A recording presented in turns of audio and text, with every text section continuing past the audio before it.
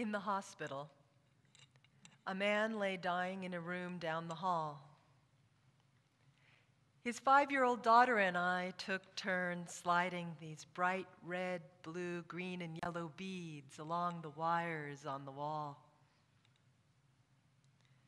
This sweet little girl had pink and yellow barrettes in her hair, a green tongue, and a green lollipop clutched in her fist. She looked up at me.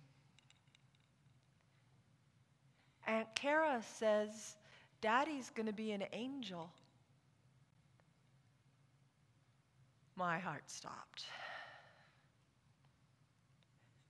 Do you think it might be okay for Daddy to be an angel? No, she was certain. I don't want my daddy to be an angel. I wished for words. I wished I could fix it, or failing that, run away. Run away from that terrible pain. I could do neither. Nothing would make it better.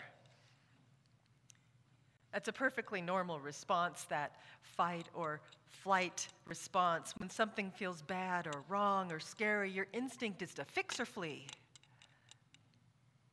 But that little girl needed a safe space where she could be heard, to allow, to let be. I stayed open and calm and waited for her to share with me as we played together. Around her and around us, her family was raging or weeping or clutching her like a plush toy. She moved to the corner of the room. I didn't want her to be or do anything, to be anything other than herself. I didn't want her to feel anything other than what she was feeling in that moment, and that was gift enough. In those days of hospital chaplaincy, I was taught to calmly wait and hear truth and spirit speaking instead of anticipating my turn to speak. To do the work that I was called to do, I needed to listen, to wait for the other person to show me what sacred work was unfolding before us. This morning, 2 mockingbirds in the green field were spinning and tossing the white ribbons of their songs into the air.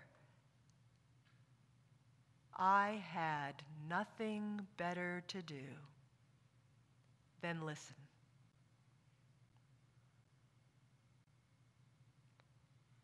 Every moment can be a moment of deep listening. It's important after a national tragedy or when visiting a loved one in a hospital. It's also possible in times of sorrow or loss or frustration or just plain curiosity. It works wonders when doing justice work. Maybe your best friend has asked you to listen. You can practice deep listening in the fellowship hall after a Sunday service or when you arrive home. You can practice reflective listening at work or the next time you answer the phone. After chaplaincy, I was in love with sacred listening. So I studied spiritual direction, and now I do spiritual accompaniment. We need listening when we reach turning points in our lives. When I finally started attending to the messages I was getting that my heart song was in ministry, I was in my early 40s. In order to hear my heart song, I required patient listening from my family and my friends and my teachers and my mentors. I'm grateful to all those people who carved out space in their days and invited me to do the same and created moments for deep listening. We need listening when we get bad news or hear of a tragedy. At times, we all need safe space to be our hurting, grieving selves. We need a safe space and a companion who doesn't fix or flee. We need listening when, as a community, we face challenges. In spiritual accompaniment, we start by creating a sacred space. How can we best attend to the soul and hear its truth?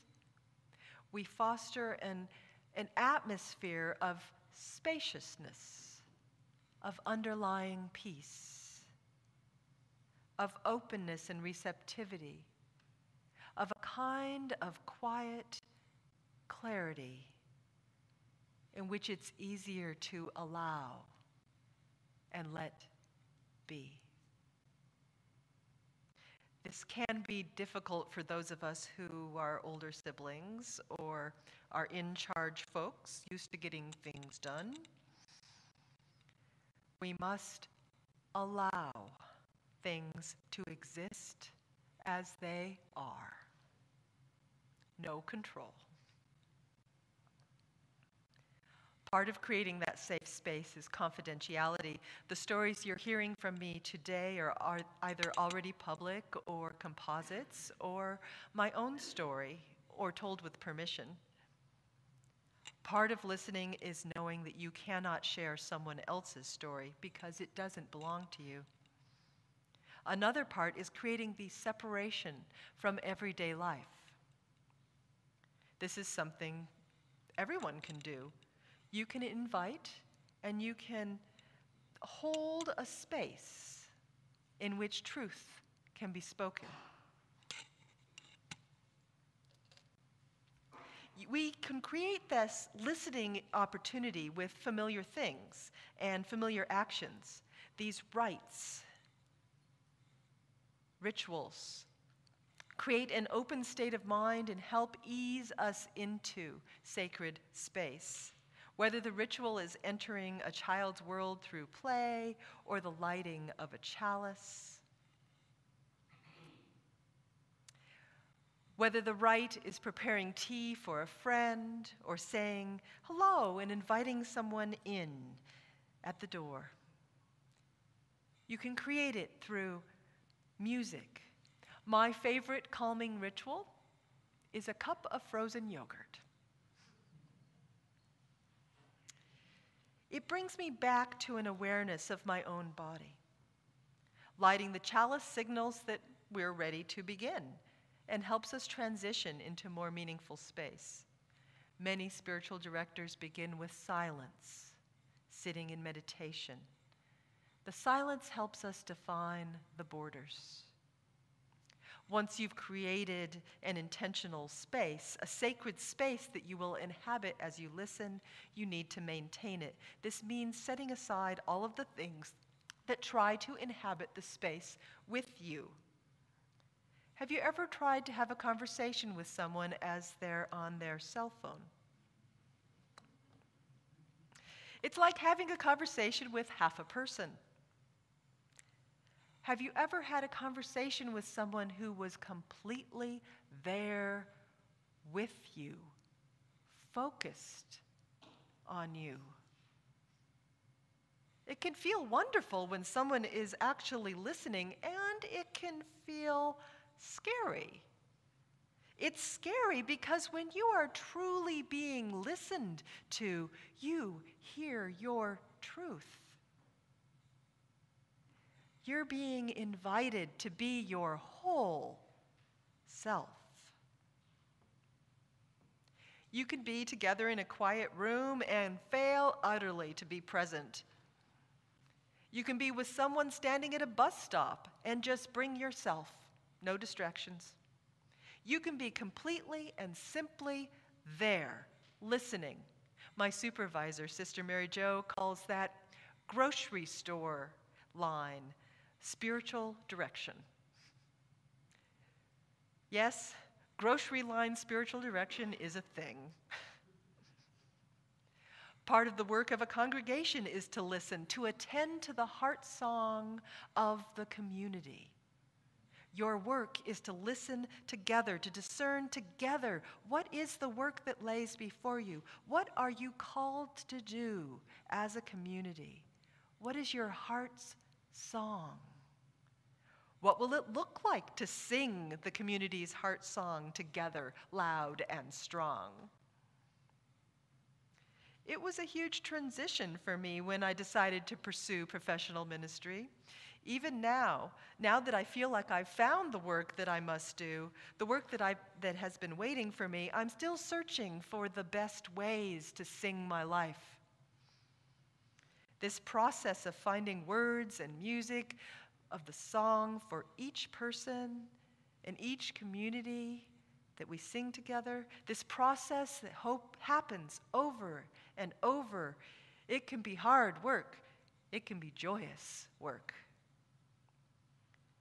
Spiritual accompaniment listening is like being a midwife. A spiritual director provides the environment for the natural process to take its course, providing the environment for the birthing, the nourishing of a whole soul. And it's not all work, or most of the time, it's joyful work. One of my favorite workshops that I offer is Sacred Laughter. In that workshop, we laugh together, we sing together, we make art together, we listen together for the stories within us that need to be told, and we hear the truths that the trickster reveals to us, the jester. One lesson that comes from humor.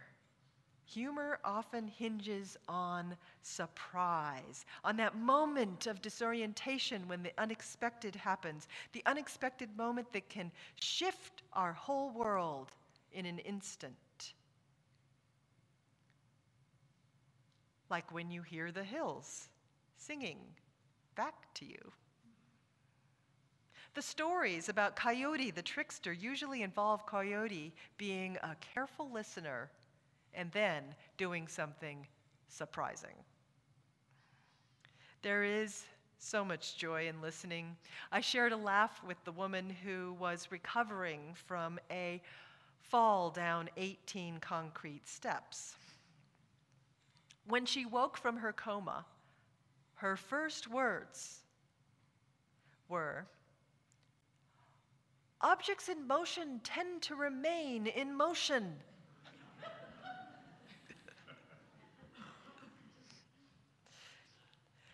As I listen, I gain wisdom, insight, empathy. I'm tuning myself to be a container, to be open to feel the divine within me. I'm refining my ability to create sacred space. I'm learning to allow, to let be. It's a thrill to witness someone waking to who they are, finding their truth, or their strength, or discovering what's most important to them. This is what brings me back to offer another workshop, invite someone to meet with me. I have this intense honor of listening as they find their soul's direction, and you can do that in grocery line spiritual direction or fellowship hall spiritual direction. I remember one rugged, upright gentleman was struggling to say goodbye to his mother. He shared how much she meant to him, who she was, and many wonderful stories of her life. They used to go deer hunting together, and now she was a vegetarian. We laughed together, and he cried with me. This tough guy was willing to cry in front of a stranger. He said, "If you're not willing to cry over losing your mother, you've lost much more than that."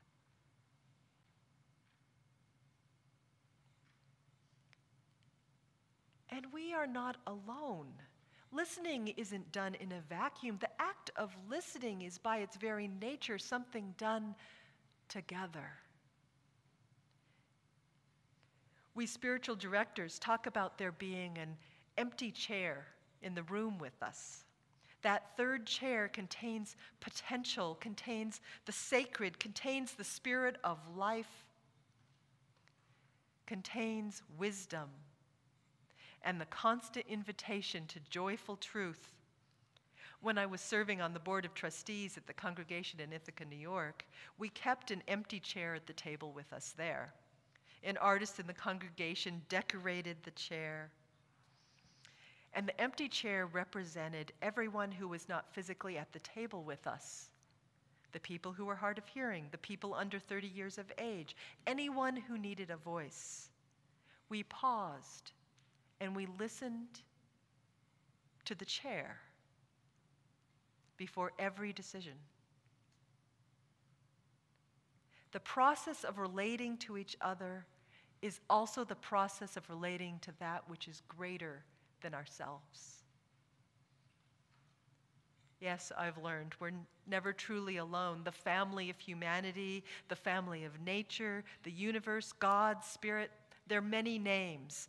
The truth remains, we don't have control. We cannot fix. But as we show up in that space in which relationships grow, we are not alone. I'm amazed by the power of listening in healing. One of my most inspiring and heartbreaking times was the time I spent with my mom during her 3 months on hospice. Our relationship had been close, painful, fraught, joyful, upsetting, intense, frustrating, loving, in short, perfectly normal. During those last months, I sometimes had the courage to share my deep truths and to speak directly about our history and our relationship, but mostly I listened. A few days before her death, she had, as usual, made herself presentable for company and come out into the living room to receive guests. I sat with her for a while. For months, we had been practicing our own invented meditation practice. We called it leaning. We would sit tucked into the couch, leaning together in silence. It wasn't entirely clear who was leaning on who. It didn't matter. We could practice leaning for entire mornings. That day, after leaning in silence for a while, she turned to me and said, "It will be okay. It's just a short step, and I'm not afraid." She was perfectly capable of carrying her pain on her journey. She was sorting through her own feelings. She was discovering what her heart's song was in that moment. My presence and listening made it a little easier. It's helpful to remember this when I'm wondering if I should call a grieving friend. I question myself, am I so busy? Should I not intrude? Or is it maybe I don't know what to do? Or maybe I'm afraid that I'll take all their pain and make it mine. That's the fix or flee problem. You don't have to fix anything. You don't have to take someone else's burdens as your own. Being available to someone else isn't heavy lifting. You can just show up. That is a good thing.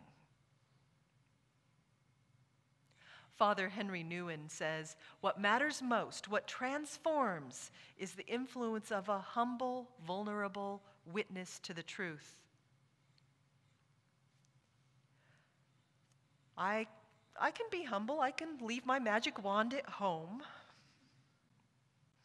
I need only to listen. Each human being I encounter is amazing. I can never get over the awe I feel in the presence of each person's uniqueness, depth of feeling, and breathtaking beauty. Which brings us to our seventh principle. We affirm and promote the interdependent web of life. We are all connected in love. We are all sparkling jewels in Indra's jeweled net of the universe. Every person's song is a part of the whole song, the song of the universe, and we need every voice in the choir. We are connected. We are not alone. Many people have long, painful journeys ahead of them. We each need to let the people around us know, whether their lives are easy or hard, they are not alone. When you begin to listen, you also remind yourself that you are not alone. Each day, we wake up to a new morning. In the hospital, I walked past the maternity unit and I paused to peek in at the babies. At home, I paused to pet my soft-eared beagle. Today, I woke up to sun. I know I can't fix all the troubles in the world, but I know that I'm not alone. I'm ready to lean out of the doors of myself and to listen. May we live our lives as if we are a song, as if our songs provide the music for the stars to go dancing in the night.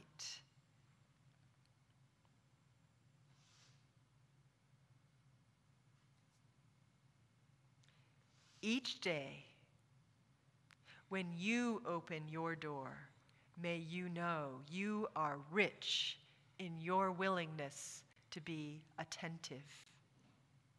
Know your gift is enough. You are loved and blessed. May you open the doors of your soul and lean out and listen. Blessed be.